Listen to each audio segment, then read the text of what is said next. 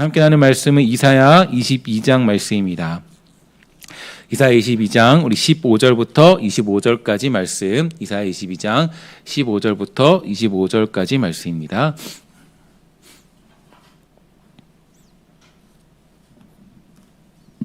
한 절씩 교독하면서 읽도록 하겠습니다. 주 만군의 여호와께서 이르시되 너는 가서 그 국고를 맡고 왕국 맡은 자 셈나를 보고 이르기를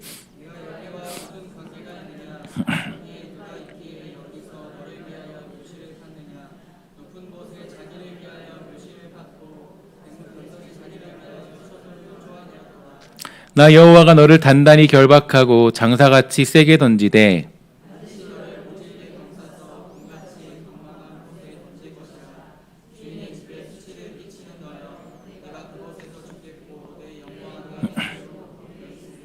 내가 너를 내 관직에서 쫓아내며 내 지위에서 낮추리니 내 옷을 그에게 입히며 내 띠를 그에게 띄워 힘있게 하고 내 정권을 그의 손에 맡기리니 그가 예루살렘 주민과 유다의 집의 아버지가 될 것이며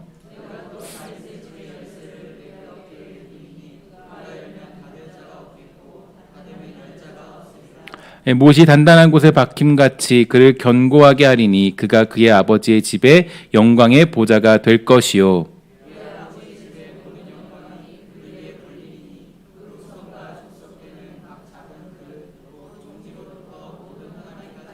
함께 읽습니다. 만군의 여호와께서 이르시되 그 날에는 단단한 곳에 박혔던 못이 사그리니 그 못이 부러져 떨어짐으로 그 위에 걸린 물건이 부서지리라 하셨다 하라. 나 여호와의 말이니라. 아멘.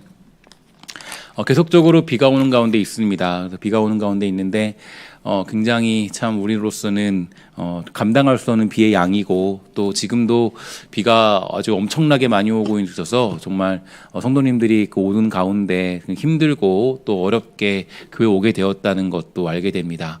이렇게 비가 많이 온다는 것도 우리가 참 상상할 수 없는 일이고 또 이렇게 우리나라에 비가 많이 온 적이 있었나 지난주만 해도 그런 생각을 하게 되었는데요. 정말 기록적인 폭우들이 오고 있는 이 상황 속에서 또 우리가 믿음의 사람들이 어떻게 살아야 될 것인가 또 우리가 이 나라 민족을 바라보면서 하나님의 뜻이 무엇인가에 대해서 좀 깊이 묵상해 볼 수 있는 그런 시간들이 될 필요가 있을 것 같습니다. 그래서 여러분 부탁드리는 것은 때때마다 이 나라 민족을 위해 기도해 주시고 또 이 비 피해로 말미암아 이 고통받고 있는 우리 백성들과 지체들을 위해서 우리 그리스도인으로서 당연히 또 기도해야 될 줄 믿습니다. 여러분 정말 부탁드리는 것은 정말 이 나라 가운데 비가 속히 멈춰서 또 이제 이런 문제들이 생기지 않도록 여러분 많은 기도를 부탁을 드리겠습니다. 오늘 본문은 계속되는 심판의 메시지가 이어지고 있는데요. 이방 나라에 대한 심판에 이어서 이제 오늘은 예루살렘의 타락한 두 관료에 대한 그런 심판이 나타나고 있습니다. 그 대상은 이 셈나와 엘리야김이라는 사람인데 먼저 셈나는 유다의 국고와 왕궁을 맡는 등 히스기야 시대의 이 고위 관리였습니다. 그리고 엘리야김은 뭐 자세히 나타나지는 않지만 이 국내 대신으로서 이 고위 관직을 차지하고 있던 그런 사람이었고요. 공교롭게도 이 둘은 이 아수르 왕 그 사네립의 군대 장관이었던 랍사게가 예루살렘을 포위하였을 당시에 히스기야 왕이 랍사게에게 파견한 3명의 고관 중 이 두 사람으로 알려져 있습니다. 이처럼 셈나와 엘리야김은 히스기야 왕으로부터 이 총망받던 사람이었으면 물론이거니와 이 나라의 중심과 이 근간을 세우는 그런 인물이었습니다.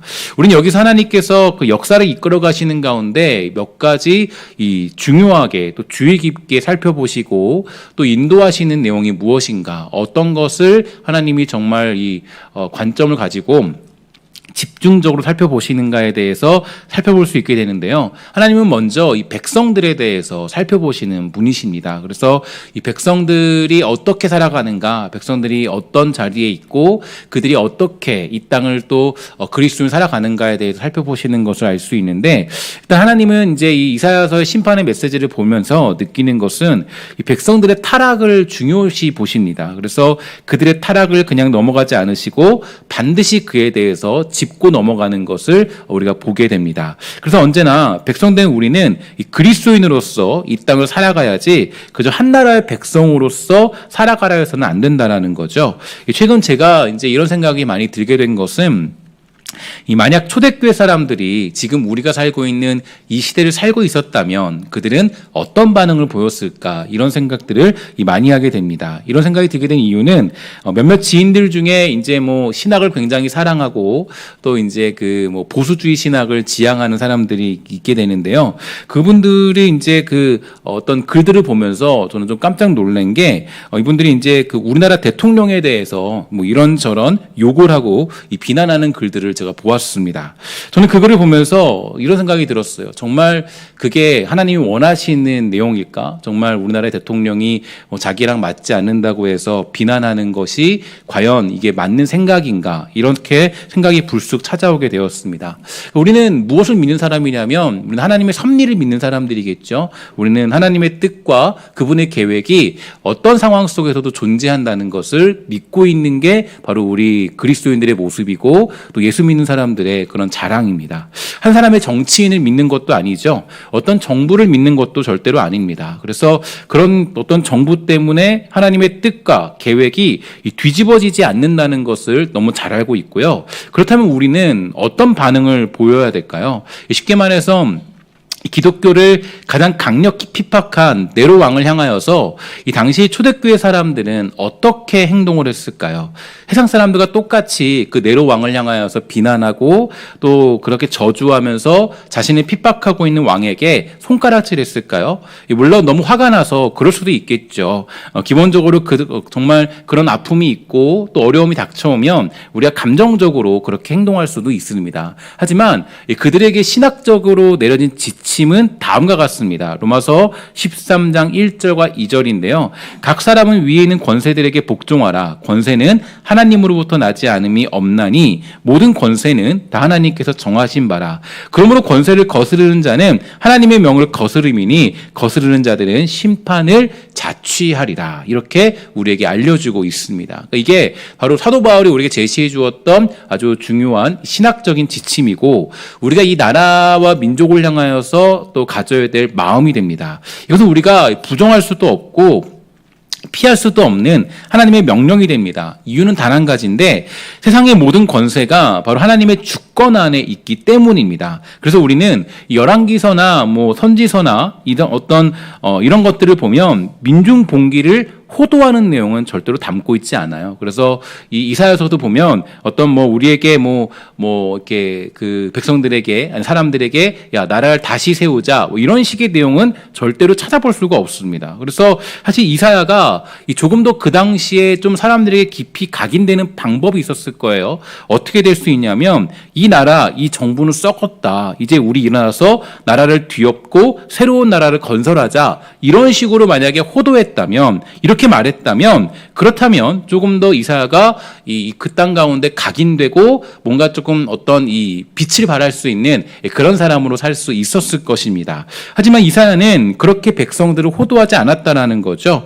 그들에게 이 썩은 나라를 회복해야 된다라고 가르치지 않고 그저 우리들의 모든 죄악들을 낱낱이 밝히는 일에 집중하였고 하나님의 메시지를 선포하는 데 이사야가 집중했다는 것을 우리는 알 수가 있습니다. 그 이유가 있습니다. 바로 이사야의 비전은 이 땅에 있지 않았고 오직 장차 오실 우리에게 이루어질 하나님의 나라에 있었기 때문입니다. 그래서 사실 그리스도인이라고 자처하면서 예수를 믿고 신앙이라고 자처하면서 공개적으로 대통령을 저주하거나 대통령을 부를 때 이상한 이름으로 부른다거나 이런저런 조롱거림으로 비난하는 것은 정말로 우리에게 잘못된 신앙이라고 볼 수가 있는 내용이겠죠. 그래서 이사야는 왕을 향하여서 한 번도 조롱하지 않았습니다. 비아냥거리지 않았어요. 야 왕이 이따위라고 정치 못하냐 이런 식으로 그렇게 하지 않았습니다. 그 잘못에 대해서 선지자로서 선포하고 그리고 선언하고 선포했지 민중 봉기를 호도하거나 그렇게 하지 않았다는 거죠. 이 자기의 정치 색깔을 절대로 내세우지 않았다는 겁니다. 그런데 이 많은 사람들이 착각을 해요. 어떤 보수주의 신학을 한다 이렇게 얘기하면서 이 대통령 이름을 함부로 부르고 비아냥거립니다. 사실 이런 모습만큼 이 백성들의 타락한 모습은 없습니다. 그 백성들은 사실 이 권세에 복종하고 또 거기에 또 따르는 것도 하나님을 섬기는 방법이거든요. 그러니까 하나님의 뜻이 있고 계획이 있고 신실하심이 있는데 한 나라의 백성으로서 부름받은 사람들이 이 세워진 권위자를 무시한다라는 것은 있을 수 없는 일입니다. 그래서 교회도 마찬가지예요. 여러분들이 제가 담임 목사인데 담임 목사의 권위를 존중해주고 따라주는 이유가 어디에 있습니까? 제가 여러분들보다 많이 배웠고 많이 알고 나이가 많이 있기 때문인가요? 그렇지 않죠. 저는 세상적으로 보면 여러분들보다 좀 부족한 사람이 분명합니다. 하지만 여러분들이 저의 의견을 지지해주고 따라주고 이해해주려 하는 이유는 하나님이 저를 이 자리에 세우셨고 여러분들을 이끌어가라는 권세를 저에게 허락해 주셨기 때문입니다. 바로 이것이 유일한 이유가 되는 거예요. 그러니까 하지만 이 타락한 백성들의 특징이 어디 있는지 아십니까? 타락한 백성들의 특징은요, 그들이 구원은 받았을지 모르겠지만 진정한 하나님의 뜻과 계획, 그분의 작정하심과 예정하심의 축복을 누리지 못하는 사람들의 특징이 어디에 나타나냐면 민수기 14장 4절 이하에 보면 너무 잘 나타나고 있어요. 이에 서로 말하되 우리가 한 지휘관을 세우고 애굽으로 돌아가자 하매 모세와 아론이 이스라엘 자손의 온 회중 앞에서 엎드린지라. 그 땅을 정탐한 자 중 눈의 아들 여호수아와 여분네 아들 갈렙이 자기들의 옷을 찢고 이스라엘 자손의 온 회중에게 말하여 이르되 우리가 두루 다니며 정탐한 땅은 심히 아름다운 땅이라. 여호와께서 우리를 기뻐하시며 우리를 그 땅으로 인도하여 들이시고 그 땅을 우리에게 주시리라. 이는 과연 적과 꿀이 흐르는 땅이니라. 다만 여호와를 거역하지는 말라. 또 그 땅 백성을 두려워하지 말라. 그들은 우리의 먹이라. 그들의 보호자는 그들에게서 떠났고 여호와는 우리와 함께 하시니라. 그들을 두려워하지 말라 하나 온 회중이 그들을 돌로 치려 하는데 그때 여호와의 영광이 회막에서 이스라엘 모든 자손에게 나타나시니라. 이렇게 되어 있습니다. 그러니까 이제 분명히 하나님의 뜻이 선포되어지고 분명히 여러 가지 어떤 이 좋은 상황들을 설명을 아무리 해도 이 타락한 백성들의 특징, 그러니까 하나님의 주권과 그분의 섭리와 그 계획을 믿지 못하는 사람들의 특징이 어디 있냐면 바로 불복종이에요. 그러니까 권위에 따르지 않습니다. 왜냐하면 그 권위를 한 사람으로 보고 그 권위를 한 공동체로 보기 때문이에요. 그러니까 우리가 이 어떤 이 권위와 권세, 이 성경을 이해할 때 여러분들이 아주 신앙인으로서 그리스도인으로서 깊이 생각해야 될 것은 이 모든 권위와 권세와 나라의 모든 것들이 하나님의 뜻과 계획 안에 있다는 것을 믿는 것이 무엇보다 중요하거든요. 이게 우리가 살아가는 방식이에요. 그러니까 우리가 이 타락한 백성들이 가지고 있는 특징은 어디 있냐면 바로 이 권위에 대해서 절대로 복종하지 않는 겁니다. 그래서 제가 자주 말씀드리지만 지금 이 북한에는 이 지하 교인들이 약 20만 명 정도가 있다라고 가정되어 있습니다. 이들이 모이면 아주 강력한 테러범이 될 거예요. 그러니까 나라를 뒤엎을 수 있는 군대를 조직할 수도 있겠죠. 하지만 그들은 그렇게 하지 않습니다. 모여서 군사훈련을 하지 않아요. 뭐 하고 있을까요? 그 혹독한 시련의 날들을 견디면서 하나님의 뜻을 기다리고 기도하고 묵묵한 믿음의 길을 걸어가고 있는 사람들이 바로 이 북한 교회의 지하 교회 사람들일 겁니다. 그들의 신앙 유산은요, 이 평양 대부흥 운동의 순수한 신앙을 이어받은 사람들이기 때문에 아마도 그들의 신앙의 아주 중요한 내용들 속에서 이 어떤 하나님의 뜻과 주권, 그분의 계획을 아주 순수히 따라가는 그런 마음들을 가지고 있는 그런 신앙을 가지고 있기 때문일 거라고 저는 추측하고 있습니다. 어쨌든 간에 중요한 것은 우리가 이사야서를 보면서 이사야가 계속적으로 이 타락한 나라 또 타락한 민족들에 대해서 설명하면서 그가 민중 봉기를 호도하고 있지 않다는 것은 우리에게 굉장히 중요한 도전이에요. 그러니까 무슨 얘기냐면 야, 이 나라를 뒤엎고 새로운 나라를 세우자 이런 식으로 한 번도 선언한 적이 없습니다. 그래서 그래도 이 신실하게 이사야가 요구하는 것은 이 신실하게 남은 자들에게 요구하고 있죠. 그러니까 남은 자 마치 정말 귀머거리와 소형들을 제외한 남은 자, 그래도 소망이 있는 사람들에게 어떻게 하나님의 뜻이 선포되어지고 너 거기서 묵묵히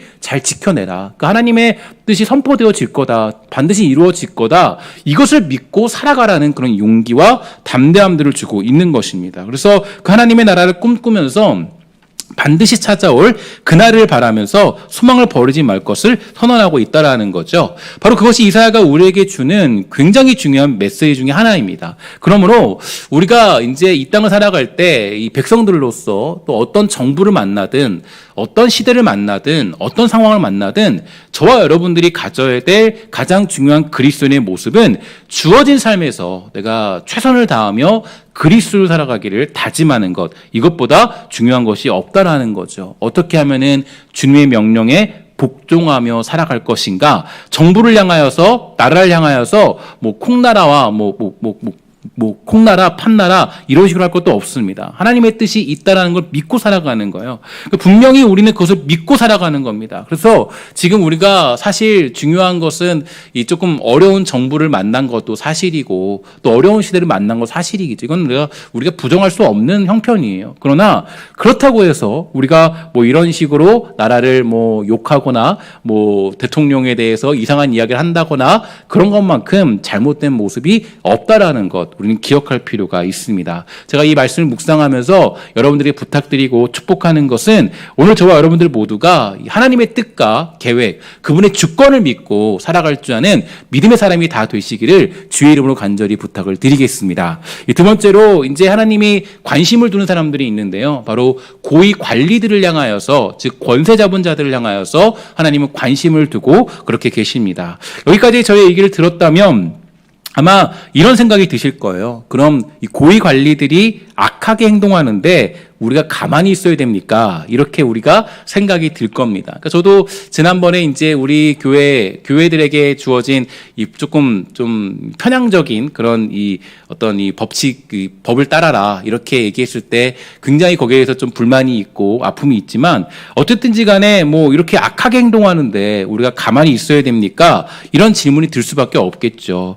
물론 시대의 요구가 필요할 때도 있을지 모르겠습니다. 그때는 정말 우리가 신중함을 가지고 또 기도해야 되고 예를 들어서 독립운동가 같은 이 정당한 사회도가 같은 때 이런 때를 제외하고는 우리가 어떤 행동을 해야 할 때인지 또 어떻게 우리가 이 고위 관리들 그 악한 자들을 향하여서 어떻게 우리가 이 어떤 태도를 가지고 살아가야 되는가 여기에 대해서 우리가 이 많은 기도를 해야 되고 이 신중하게 우리는 생각을 해봐야 되겠죠. 하지만 기본적으로 우리는 하나님의 뜻과 심판이 이 고위 관리들에게 특별하게 존재하고 있다라는 것, 즉 권세 잡은 자들에게는 하나님께서 그 책임을 그들에게 직접적으로 묻고 계신다라는 것을 우린 기억할 필요가 있는데요. 아까 보았던 로마서 말씀의 후반부를 보면요, 이런 말씀들이 우리에게 흘러나오고 있습니다.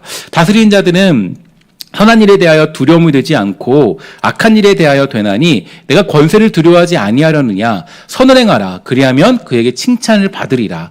그는 하나님의 사역자가 되어 내게 선을 베푸는 자니라. 그러나 내가 악을 행하거든 두려워하라. 그가 공연히 칼을 가지지 아니하였으니 곧 하나님의 사역자가 되어 악을 행하는 자에게 진노하심을 따라 보응하는 자니라. 그러므로 복종하지 아니할 수 없으니 진노 때문에 할 것이 아니라 양심을 따라 할 것이라. 너희가 조세를 바치는 것도 이루 말미암음이라. 그들이 하나님의 일꾼이 되어 바로 이 일에 항상 힘쓰느니라. 모든 자에게 줄 것을 주되 조세를 받을 자에게 조세를 바치고 관세를 받을 자에게 관세를 바치고 두려워할 자를 두려워하며 존경할 자를 존경하라. 이렇게 되어 있어요. 그러니까 이 사도 바울이 우리에게 주는 이 나라, 국가 간의 메시지가 아주 정확하게 드러나고 있죠. 그러니까 사도 바울은 언제나 이 권세자들에 대해서 이 확실하게 우리에게 이 언급해주고 있고 또 그것을 따라야 된다는 것을 아주 정확하게 인지해주고 있습니다. 그래서 뭐라 그러냐면 그가 공연히 칼을 가지지 아니하였고 또 우리의 양심을 따라서 또 조세와 관세도 바쳐야 한다라고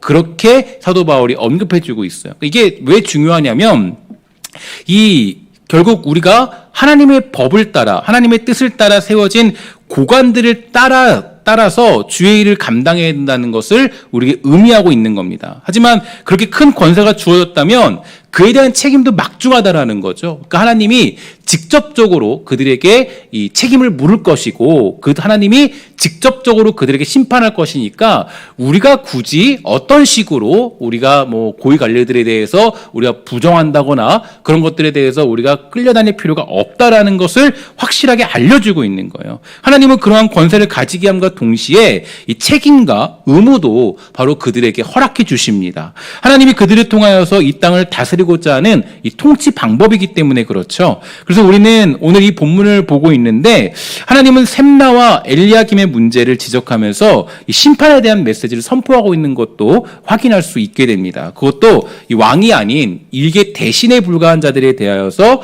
이 심판을 경고한 경우를 찾아보는 것이 힘든데요. 그럼에도 불구하고 이 셈나와 엘리야김에 대하여서 이 심판을 경고하는 것은 하나님이 주신 권세와 그에 대한 책임이 막중하다라는 것을 알려주고 있습니다.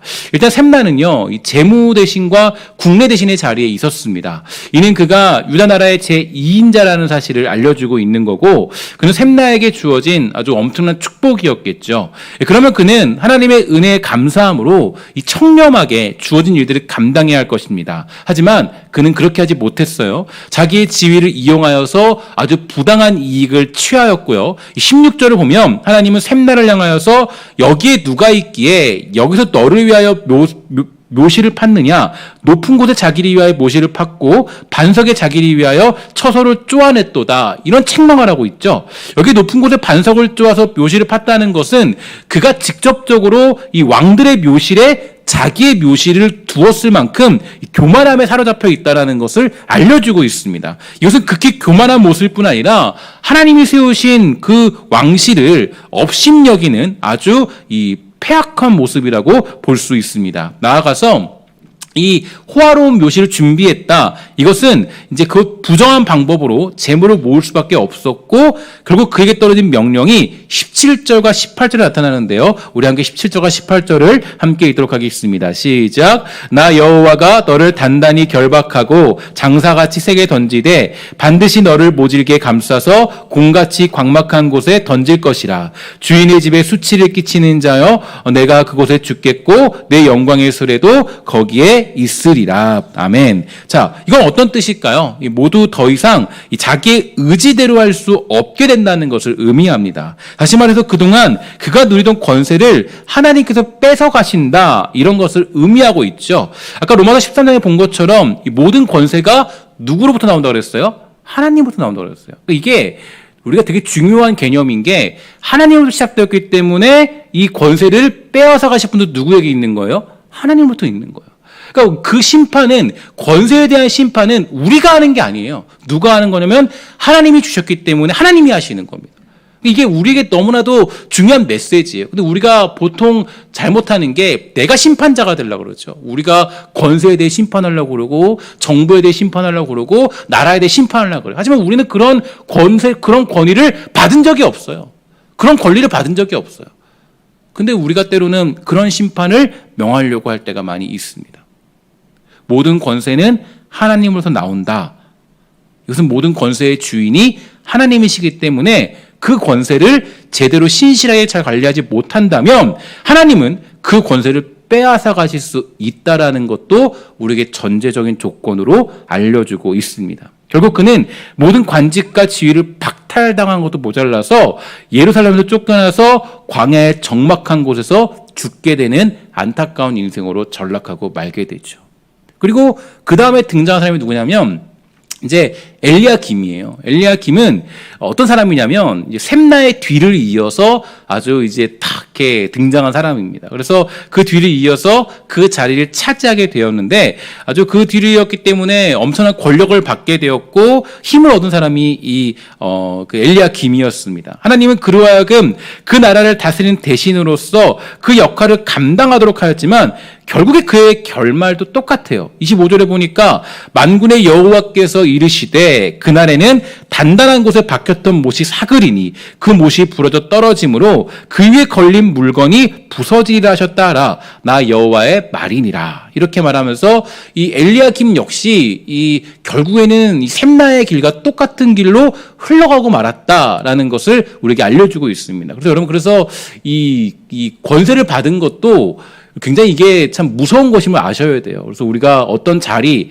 여러분 어떤 권위를 갖게 되었다, 여러분 그 자리가 그냥 받은 자리가 아니라는 것, 그냥 우리가 아주 그냥 쉽게 여길 수 있는 자리가 아니라는 걸 여러분 기억하셔야 돼요. 왜냐하면 그 모든 것들이 하나님이 주신 자리이기 때문이에요. 우리가 제대로 행동하지 않으면 하나님이 아주 그것을 무섭게 빼앗아 가세요. 그래서 우리가 이런 것들을 잘 보면서 나에게 주신 권세가 무엇인가, 권위가 무엇인가에 대해서 생각을 해봐야 돼요. 사실 엘리야김은요, 이제 오늘 본문을 보면 25절 전까지만 딱 보게 되면요, 엄청난 축복을 받은 사람처럼 보여요. 그래서 셈나를 내려오게 하고 그 자리에 하나님은 엘리야김을 세우셨는데 22절에 보면 엄청난 축복이 있죠. 내가 또 다윗의 집의 열쇠를 그의 어깨에 두리니 그가 열면 닫을 자가 없겠고 닫으면 열 자가 없으리라. 엄청난 축복이에요. 아주 엄청난 축복입니다. 그러니까 이게 사실 이 엘리야김이 예수 그리스도를 상징한다라고 그렇게 표현하는 그런 이 주석적인 해석도 있습니다. 그래서 그런데 불구하고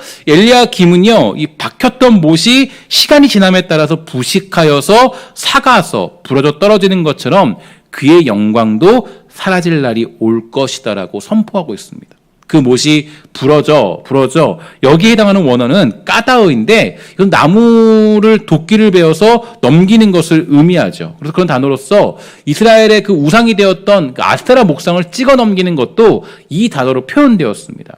하지만 여기에서는 하나님의 축복으로 엘리야김은 권력을 소유하게 되지만 점차 부패하여서 자신의 권력을 신격화시키는 엘리야김을 치시고 그의 권력을 여호와께서 끊어버리실 것이라는 암시가 담겨있는 내용으로 쓰여지게 되었어요.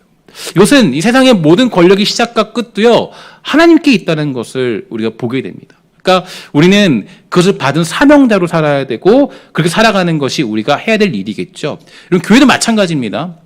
하나님이 이 직분자에게 이 직분을 주신 이유는 그 직분을 잘 감당하라고 주신 겁니다. 그래서 직분자에 대한 예식서를 제가 어저께 한번 살펴봤는데 보면서 이런 질문이 있더라고요. 기억을 아마 하실 겁니다.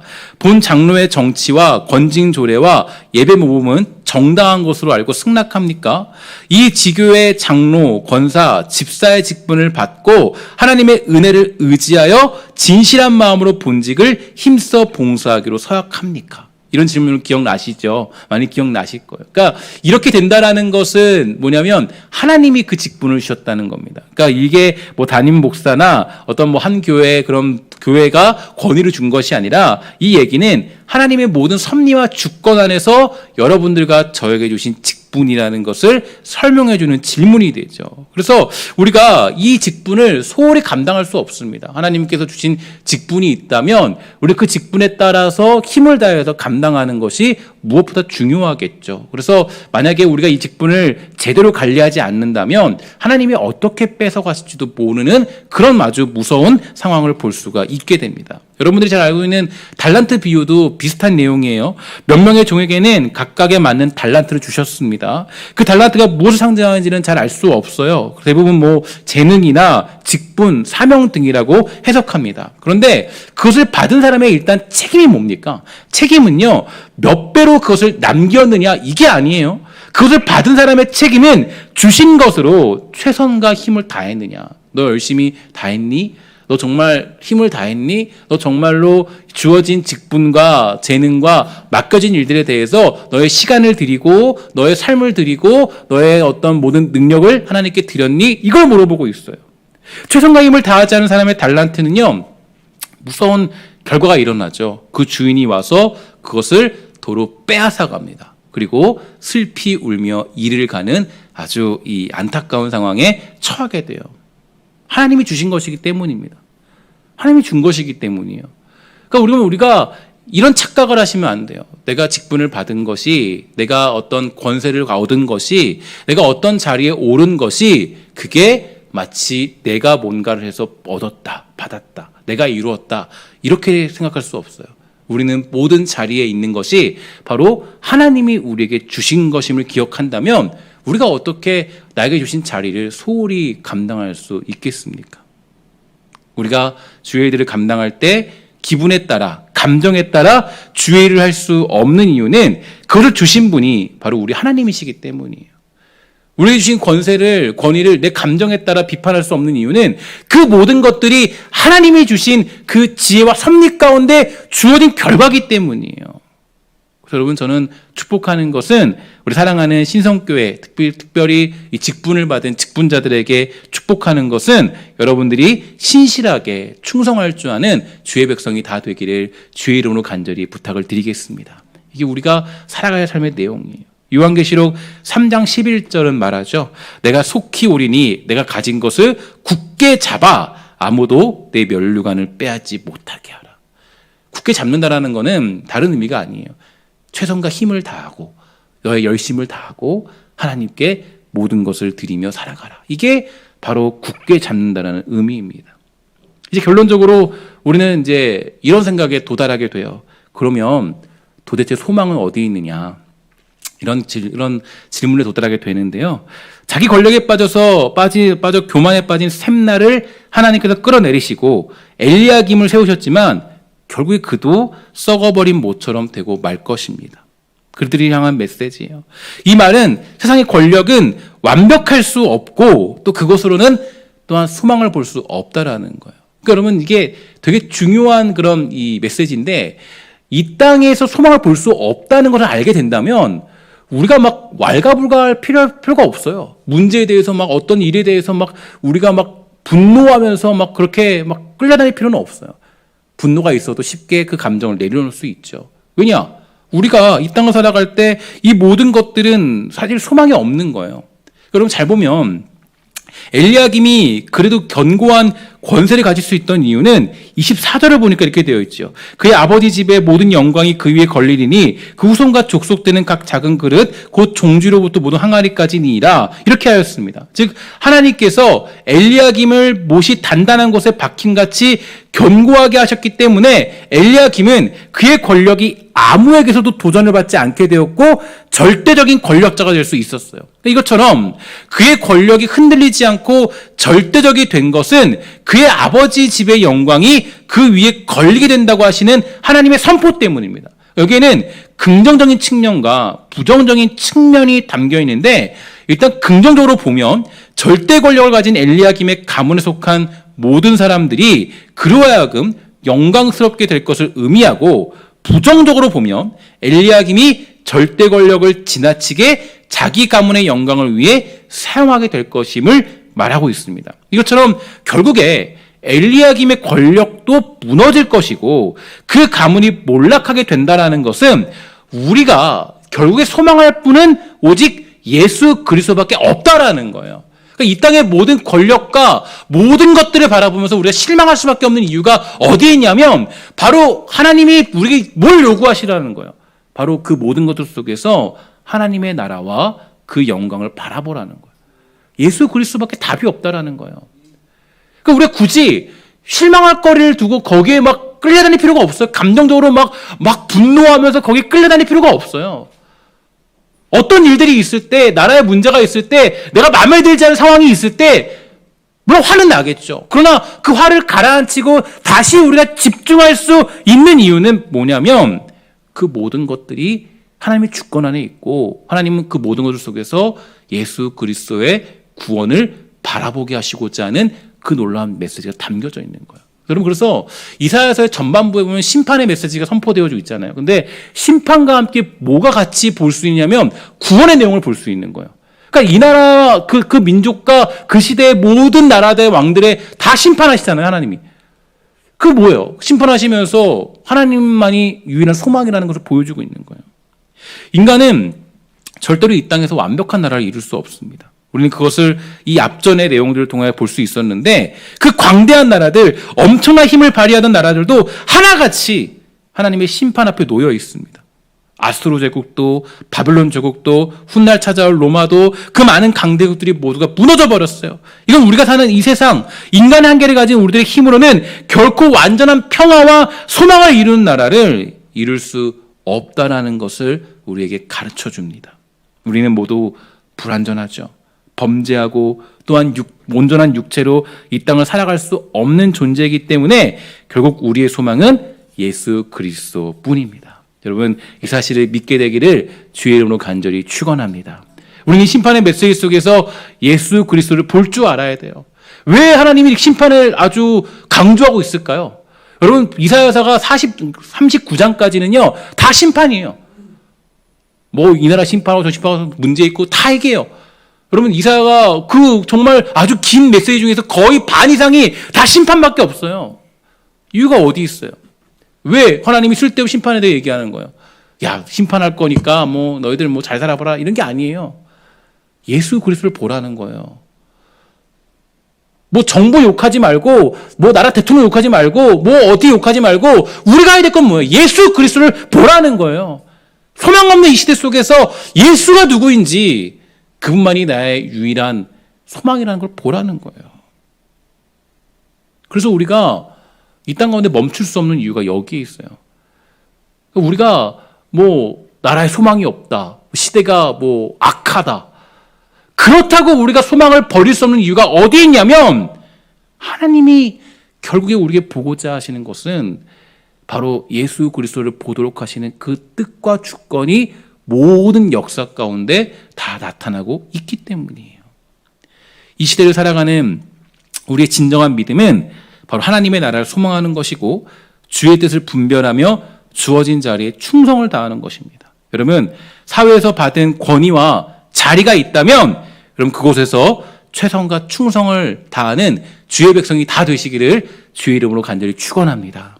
그리고 교회에서 받은 직분이 있다면 그것도 한 개인의 목사가 하사한 것이 아니에요. 오직 그 하나님의 나라를 허락하신 왕 되신 주님께서 우리에게 주신 자리인 줄 믿습니다. 이 땅에 소망을 두는 것이 아니라 우리는 주님 오실 날에 소망을 두는 믿음이 있어야 됩니다. 그것이 남은 자로서 살아가는 사명이고 우리에게 주어진 운명이에요. 그래서 마지막으로 우리는 보고자 하는 것은 이사야서의 결론입니다. 이사야서 결론이 혹시 보신 적 있나요? 이사야서 보면서 이사야서 대부분 결론적으로는 잘 이렇게 어디서 본 적이 없고 살펴본 적이 별로 없어요. 이사야서의 결론이 뭔지 아세요? 저도 이제 이사야서를 쭉 묵상하면서 느낀 게, 야, 결론이 이거구나. 마지막 결론이 이거구나. 깜짝 놀랐어요. 그래서 이사야 65장 17절에서 25절입니다. 좀 긴 말씀인데 이 말씀 보고 마치도록 하겠습니다. 이사야 65장 17절 25절 제가 읽도록 하겠습니다. 보라, 내가 새 하늘과 새 땅을 창조하나니 이전 것은 기억되거나 마음에 생각나지 아니할 것이라. 너희는 내가 창조하는 것으로 말미암아 영원히 기뻐하며 즐거워할지니라. 보라, 내가 예루살렘을 즐거운 성으로 창조하며 그 백성을 기쁨으로 삼고 내가 예루살렘을 즐거워하며 나의 백성을 기뻐하리니 우는 소리와 부르짖는 소리가 그 가운데서 다시는 들리지 아니할 것이며 거니는 날수가 많이 못하여 죽는 어린이와 수완이 차지 못한 노인이 다시는 없을 것이로되 곧 백세에 죽는 자를 젊음이라 하겠고 백세가 못되어 죽는 자는 저주받은 자이니라. 그들이 가옥을 건축하고 그 안에 살겠고 포도나무를 심고 열매를 먹을 것이며 그들이 건축한 데에 타인이 살지 아니할 것이며 그들이 심은 것을 타인이 먹지 아니하리니 이는 내 백성의 수완이 나무의 수완과 같겠고 내가 택한 자가 그 손으로 일한 것을 길이 누릴 것이며 그들의 수고가 헛되지 않겠고 그들이 생산한 것이 재난을 당하지 아니하리니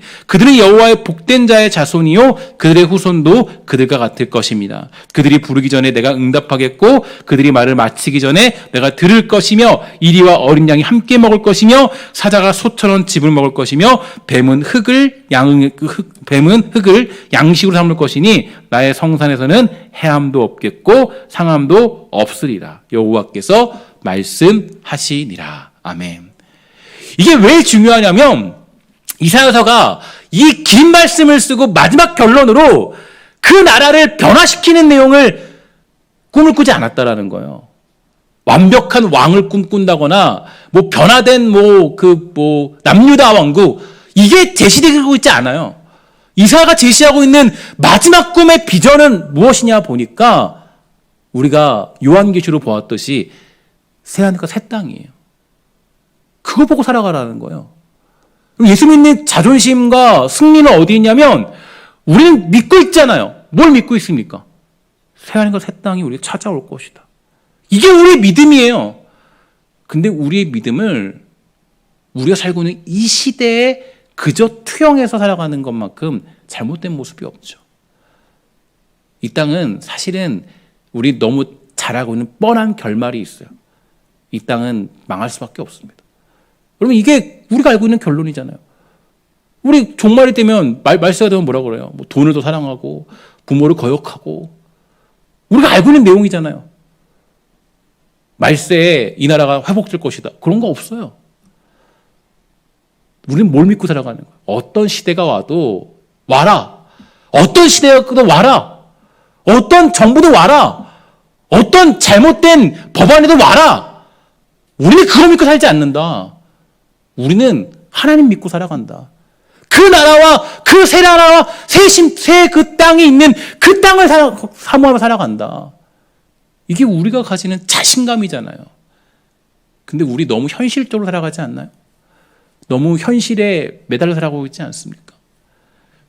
저는 여러분들에게 이사야서를 묵상하면서 여러분 축복하는 것은 이사야가 가졌던 이 비전들이 우리 모두에게 그대로 전달되어 우리 새하늘과 새 땅, 하나님만을 바라보며 살아갈 줄 아는 믿음의 사람의 눈들이 띄어지게 되기를 주의 이름으로 간절히 부탁을 드리겠습니다. 그래서 여러분 우리 어떤 시대를 만나도 소망을 가집시다. 어떤 어려움을 만나도 하나님이 하신다라는 우리 정말 그 은혜를 누리기를 주의 이름으로 부탁을 드리겠습니다. 우리 옆에 분들에게 마지막으로 인사합시다. 인사할 때 우리 소망을 가집시다라고 인사하도록 하십시다. 시작. 소망을 가집시다. 인사하도록 하겠습니다. 기도하도록 하겠습니다. 하나님 감사합니다. 우리는 이 땅의 정부를 믿는 것이 아니라 이 땅의 정책을 믿는 것이 아니라 우리 하나님이 이루실 그 나라와 그 새하늘과 새 땅을 믿습니다. 하나님 그러므로 또 이 땅 가운데 있는 정부를 위해 기도할 것이고 이 땅 가운데 있는 또 고위 관직자들을 위해 기도할 것이고 하여튼 정말 우리는 이 나라를 위해서 분명히 기도할 것입니다. 왜냐? 하나님이 우리에게 사명을 주셨기 때문입니다. 주님, 기도하기 소망하는 것은 우리 사랑하는 주의 백성들이 정말 이 땅 가운데 그리스도인답게 살아가기를 간절히 원하오니 이들이 그리스도인다운 그런 놀라운 축복들을 우리 모두에게 허락하여 주시옵소서. 모든 말씀 예수님의 이름으로 간절히 기도합니다. 아멘.